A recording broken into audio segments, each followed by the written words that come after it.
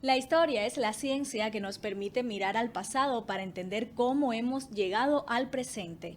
A través de ella descubrimos los acontecimientos, los personajes y las culturas que han marcado el rumbo de la humanidad. Gracias al estudio histórico, comprendemos la evolución de las sociedades, las ideas y las costumbres que nos definen. Cananga Visión abre sus puertas a este viaje por la memoria nacional e internacional en un recorrido que va de ayer a hoy. En esta entrega televisiva compartiremos algunas de las fechas más significativas del mes de agosto, momentos que dejaron huella en la historia universal y en la identidad de los pueblos. Acompáñenos en este recorrido histórico por Cananga Visión, Canal 98. Televisión en tus manos. 18 de agosto, Día Nacional del Médico en República Dominicana. 30 de agosto, Día Internacional de las Víctimas de Desapariciones Forzadas. 31 de agosto, Día Internacional de la Solidaridad. 31 de agosto, Día Internacional de los Afrodescendientes.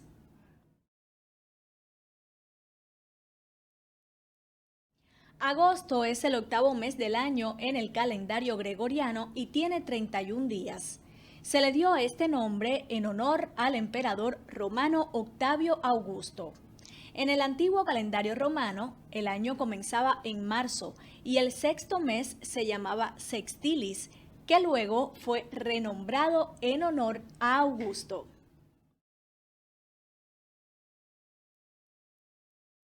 Los días conmemorativos se crean para visibilizar, celebrar o reflexionar sobre un tema.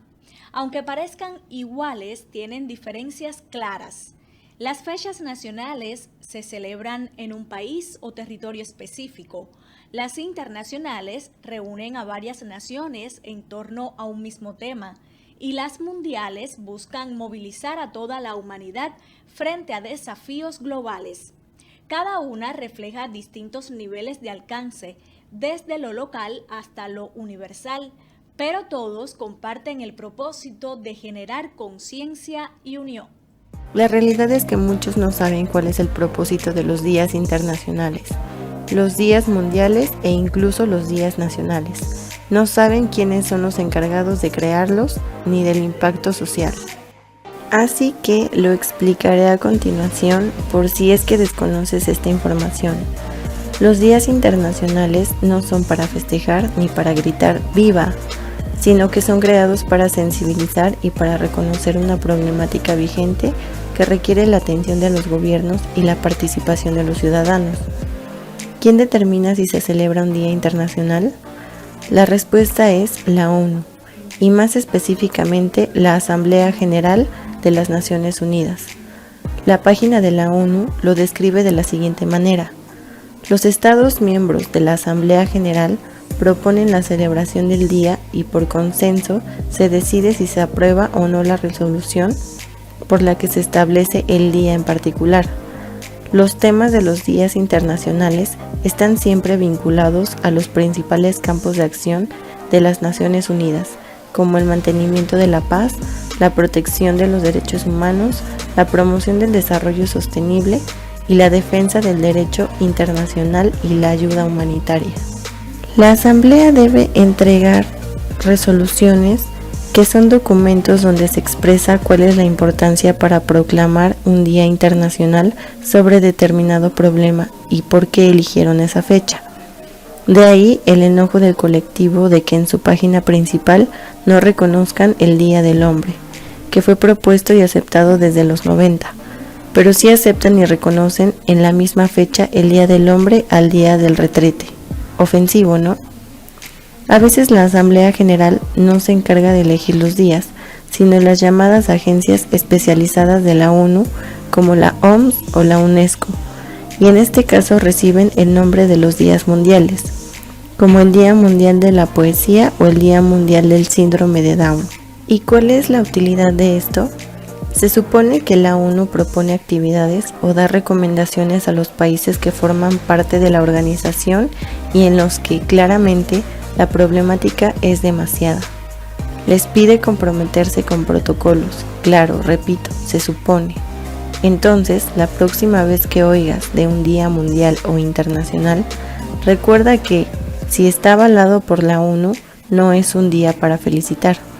Es un día para sensibilizar, concientizar, promover acciones, exigir un compromiso a los gobiernos y a los ciudadanos.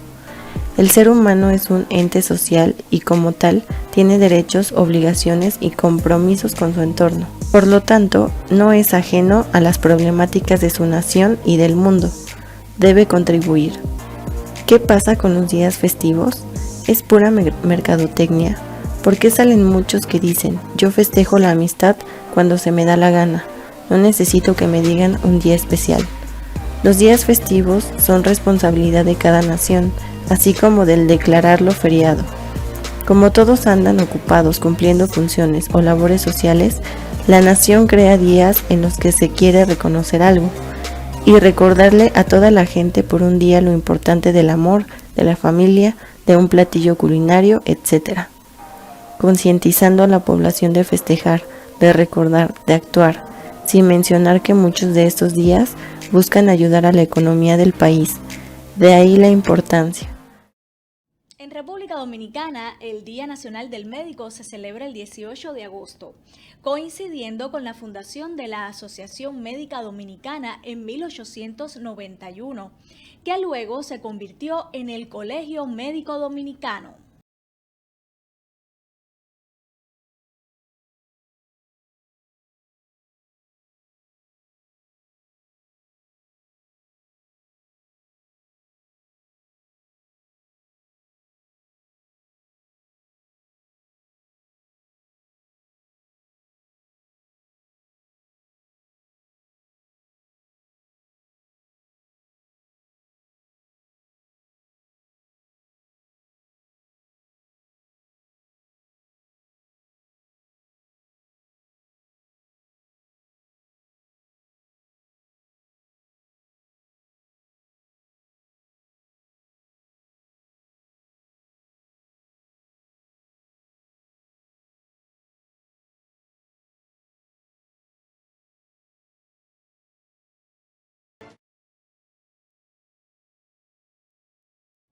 El 30 de agosto es el Día Internacional de las Víctimas de Desapariciones Forzadas, una fecha establecida por la Asamblea General de las Naciones Unidas en 2010.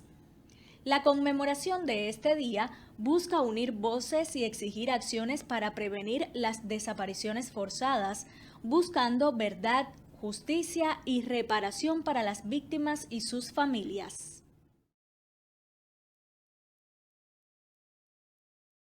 La historia es una disciplina social dedicada al estudio de los sucesos pasados de la humanidad.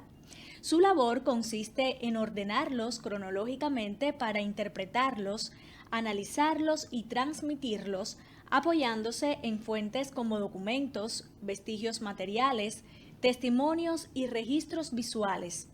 Su finalidad principal es explicar cómo y por qué ocurrieron determinados acontecimientos, cuáles fueron sus efectos y de qué manera siguen influyendo en la realidad actual.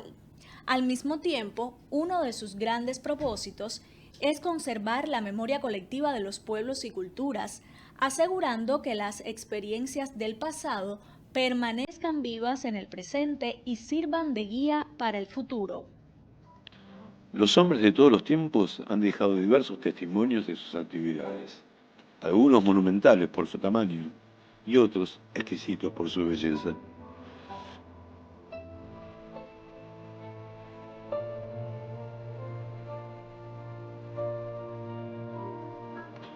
Estos restos son estudiados por los historiadores para averiguar el pasado humano y se los puede clasificar en biológicos, que son restos fósiles humanos, tradicionales orales, suelen ser leyendas que de alguna manera nos llegan en forma oral, o culturales. Estos son restos materiales, es decir, que fueron resultado de la actividad humana, como los escritos o visuales, entre los que encontramos cartas, documentos, diarios, fotos. Los industriales, que son herramientas armas, tejidos, medios de transporte, etc. Los arquitectónicos, entre los que vamos a encontrar templos, palacios, ciudades. En la actualidad, el proceso de investigación se desarrolla en varias etapas. El planteo de pregunta constituye un punto de partida. Los interrogantes pueden ser muy diversos, por ejemplo, ¿cuáles fueron los cambios políticos o económicos en cierta época y lugar? Para encontrar las posibles respuestas a estos interrogantes, los investigadores plantean explicaciones provisorias a las que se denominan hipótesis y seleccionan sus fuentes de información para comprobarlas. Entre las fuentes podemos distinguir las primarias, que son testimonios que se originaron en la misma época estudiada, o las secundarias, que son el resultado de otras investigaciones o aportes de otras ciencias, como la antropología o como la arqueología.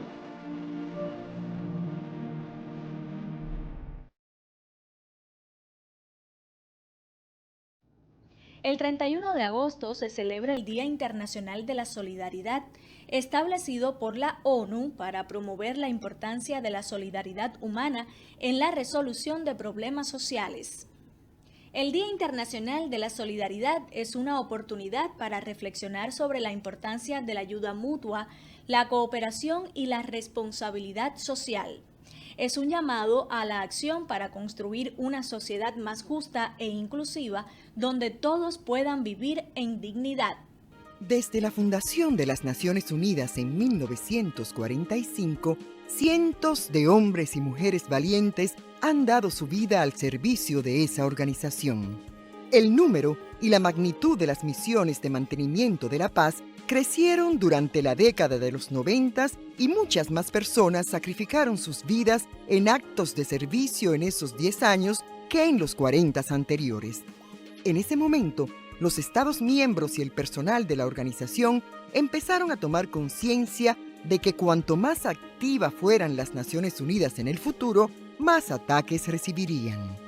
El Día Internacional de Solidaridad con los miembros del personal detenidos o desaparecidos se conmemora todos los años con ocasión del aniversario del secuestro del señor Alet Colet, ex periodista que trabajaba para el Organismo de Obras Públicas y Socorro de las Naciones Unidas en el cercano Oriente, cuando fue secuestrado por elementos armados en 1985.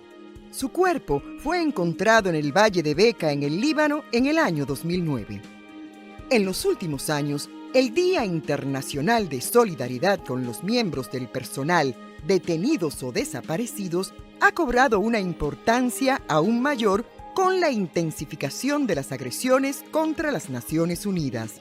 Las Naciones Unidas celebra este día cada 25 de marzo para impulsar la adopción de medidas, exigir justicia y reforzar su decisión de proteger a los funcionarios y al personal de mantenimiento de la paz de las Naciones Unidas, así como a sus colegas de la comunidad, de organizaciones no gubernamentales y la prensa.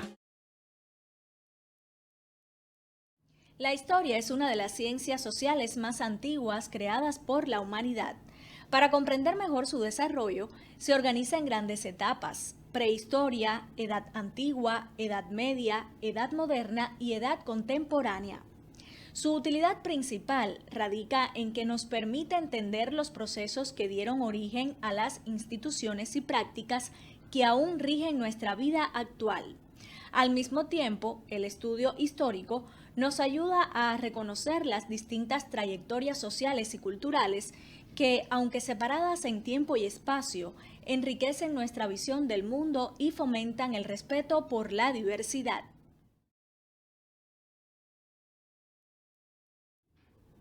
El 31 de agosto se celebra el Día Internacional de los Afrodescendientes, establecido por la Organización de las Naciones Unidas. Se considera una oportunidad para reflexionar sobre los desafíos que enfrentan las comunidades afrodescendientes en todo el mundo y para celebrar su rica cultura, historia y resistencia. El pueblo que pierde su identidad cultural está condenado al fracaso. Y aquí no solo se vive, Aquí se practica la identidad cultural durante todos los años desde que se logró que fuéramos patrimonio intangible por la UNESCO.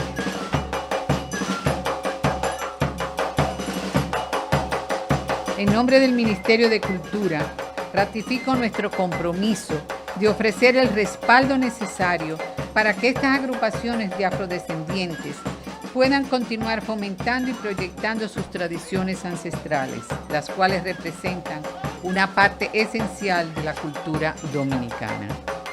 Solo la cultura salva a los pueblos.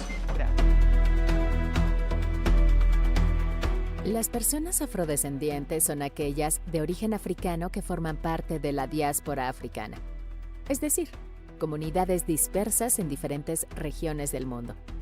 Para muchas de ellas, su llegada a otros continentes se dio como consecuencia de la esclavitud. La contribución de la comunidad afrodescendiente abarca el ámbito cultural, social y económico, aun cuando históricamente han enfrentado problemas relacionados con el racismo, la desigualdad y la discriminación.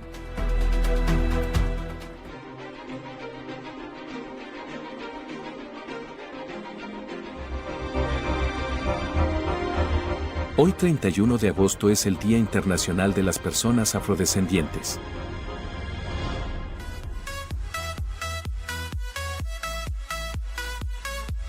El Día Internacional de las Personas Afrodescendientes se conmemora desde 2021.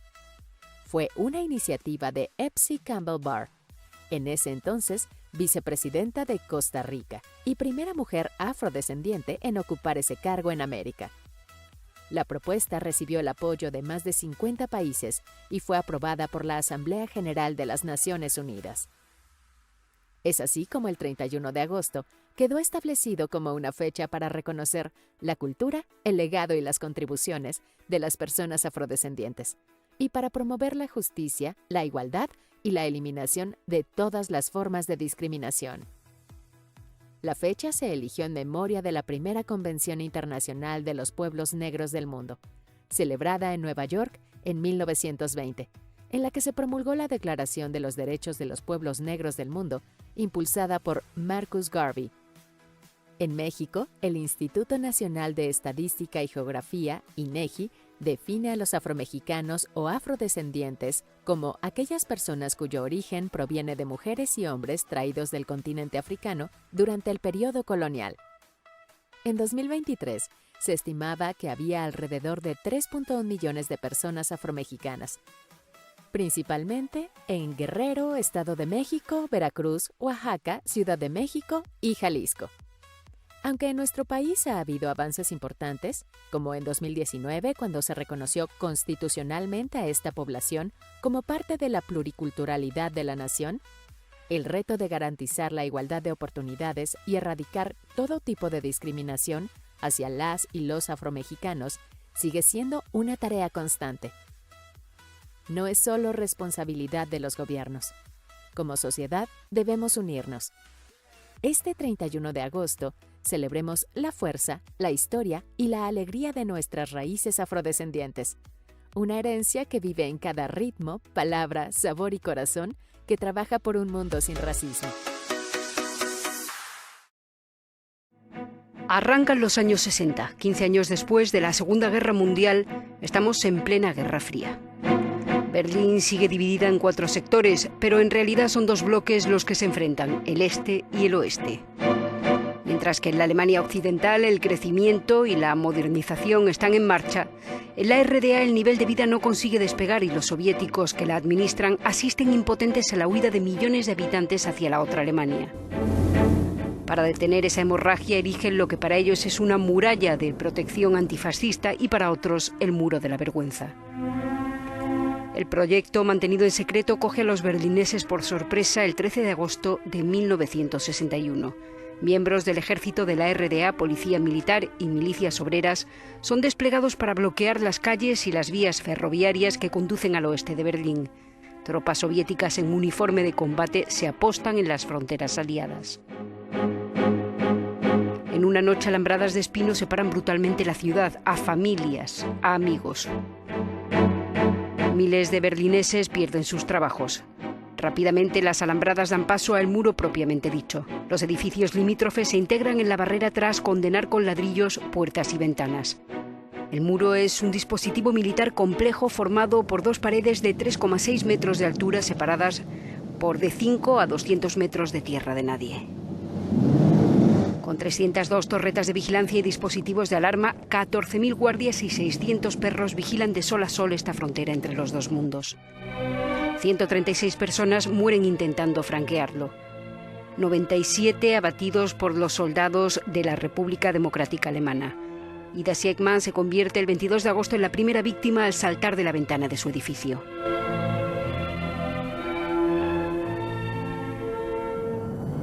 El muro cumple el objetivo de los soviéticos. En 30 años, solo 5.000 alemanes del este consiguen escapar, pero se convierte también en la imagen concreta de la división entre la tiranía comunista y el mundo libre. Una división que termina en noviembre del 89. Desde entonces el muro no representa más que una inmensa cicatriz en el corazón de Berlín. Fue una obra de ingeniería bélica única, una barrera de hormigón, púas y controles militares que dividió durante casi 30 años no solo a Berlín, sino a dos mundos enfrentados. Su caída representó uno de los eventos más significativos del siglo XX y el inicio del desplome del modelo soviético.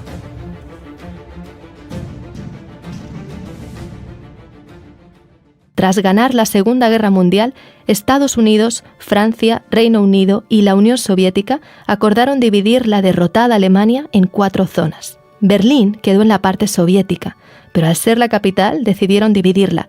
Cada una de las 4 grandes potencias administraba su propio sector de la ciudad. Lo que quedó fue un bloque capitalista al oeste y un bloque comunista al este. Esa división era parte de lo que el primer ministro británico Winston Churchill popularizó como la cortina de hierro, un muro ideológico que separaba estos dos modelos antagónicos.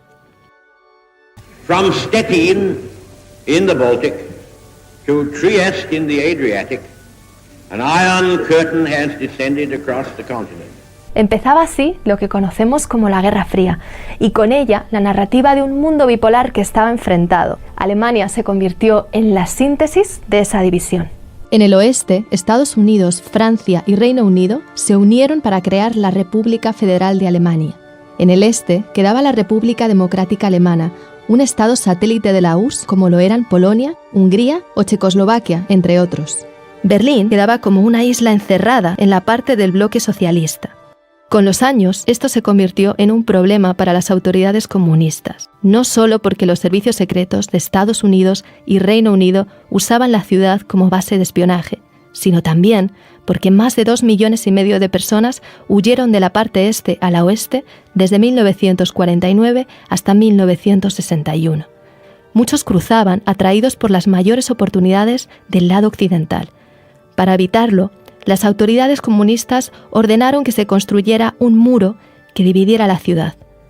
Y así, la noche del 13 de agosto de 1961 empezó la Operación Rosa, que en pocas horas y para sorpresa de muchos, levantó el muro de Berlín. En los años siguientes, se transformó en una barrera casi infranqueable, hecha de losas de más de 3,5 metros de altura y reforzadas con cables de acero. Además, tenía rejas electrificadas, búnkeres, áreas con perros policía y lo que llamaban una franja de la muerte, vigilada por torres con policías armados. El muro se extendía 155 kilómetros y rodeaba todo Berlín occidental. Como consecuencia, separó familias y seres queridos durante casi 30 años, algo que fue traumático para generaciones de alemanes. Durante estos años, muchos intentaron cruzarlo sin éxito. Unas 262 personas murieron en el intento y otras miles fueron arrestadas. Aunque escaparse al otro lado no era del todo imposible. Mientras existió el muro, más de 5.000 berlineses del este consiguieron franquearlo a través de túneles, escondidos en autos o usando ingeniosos métodos como cruzar en tirolesa. Pero a finales de los 80, la situación estaba destinada a cambiar radicalmente. Los gobiernos comunistas eran cada vez más corruptos e ineficientes. La Unión Soviética estaba viviendo una profunda crisis económica. Esta crisis estaba agravada por la costosa carrera armamentista con Estados Unidos y por la guerra en Afganistán. Eso le obligó a cortar la ayuda económica que había estado dando durante décadas a todos los países del bloque comunista, incluido Alemania Oriental. Todos esos problemas generaron un gran descontento social, al que el líder de la Unión Soviética, Mikhail Gorbachev, trató de dar respuesta emprendiendo una mayor apertura política y social, lo que se conoció como Glasnost. Gracias a ella, los ciudadanos y medios de comunicación de esos países empezaron a tener mayor libertad de expresión y a usarla para criticar a sus gobiernos. Convocaron inéditas huelgas y protestas en todos los países del bloque del Este. Sus ciudadanos estaban agotados de sufrir penurias y anhelaban un estilo de vida parecido al occidental. En Polonia, el movimiento sindical no comunista Solidaridad de Lech Walesa logró en junio de 1989 que se celebraran las primeras elecciones parcialmente libres en décadas. Ese mismo junio, Hungría abrió su frontera con Austria, lo que le permitió a miles de alemanes del este cruzar al bloque occidental en solo 2 meses. Y es durante esa ola de cambio cuando se produce la caída del muro de Berlín. En Alemania Oriental, el presidente Erich Honecker se enfrentó a protestas masivas, pero se resistió a abordar las demandas ciudadanas. Finalmente, Honecker renunció, y el 9 de noviembre, el nuevo gobierno de Alemania del Este se vio forzado a introducir cambios, como por ejemplo, permitir viajar fuera del bloque socialista. Se preveía que la medida se aplicara al día siguiente y con restricciones. Pero cuando un periodista preguntó a un alto funcionario de la RDA cuándo podrían empezar a viajar al otro lado, todo se precipitó.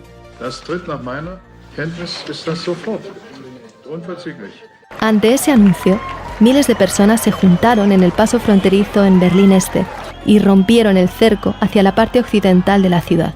En esos momentos, ni las tropas de control de fronteras ni los funcionarios del ministerio estaban informados. Pero los guardas fronterizos no se atrevieron a disparar. La noche entre el 9 y el 10 de noviembre, los propios berlineses empezaron a destruir el muro. Una multitud eufórica empezó a cruzar la frontera abierta y algunos pisaron el oeste por primera vez en su vida. Del otro lado, cientos de alemanes occidentales los esperaban y celebraban el momento histórico. Familias y amigos que habían vivido separados pudieron encontrarse después de 3 décadas. Todas esas impactantes imágenes dieron la vuelta al mundo. En los meses siguientes, la RDA colapsó y con ella el único sistema que muchos alemanes del este habían conocido.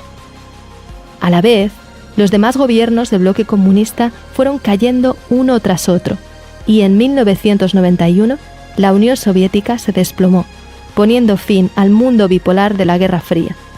Alemania se reunificó y se convirtió en el motor económico de Europa. Aunque las diferencias económicas entre el este y el oeste todavía son perceptibles. Por ejemplo, un trabajador de Alemania del oeste gana en promedio casi un 20% más que uno del este. También en el oeste hay más oportunidades para profesionales cualificados y es donde se concentra el mayor número de empresas alemanas. Hoy, cientos de trozos de ese simbólico muro están repartidos por todo el planeta, como un recordatorio de que esa línea... Hasta aquí este recorrido histórico. Agradecemos su compañía y nos despedimos hasta un próximo encuentro con la historia nacional e internacional. En Cananga Visión, Canal 98, usted conoce cada semana lo que va de ayer a hoy.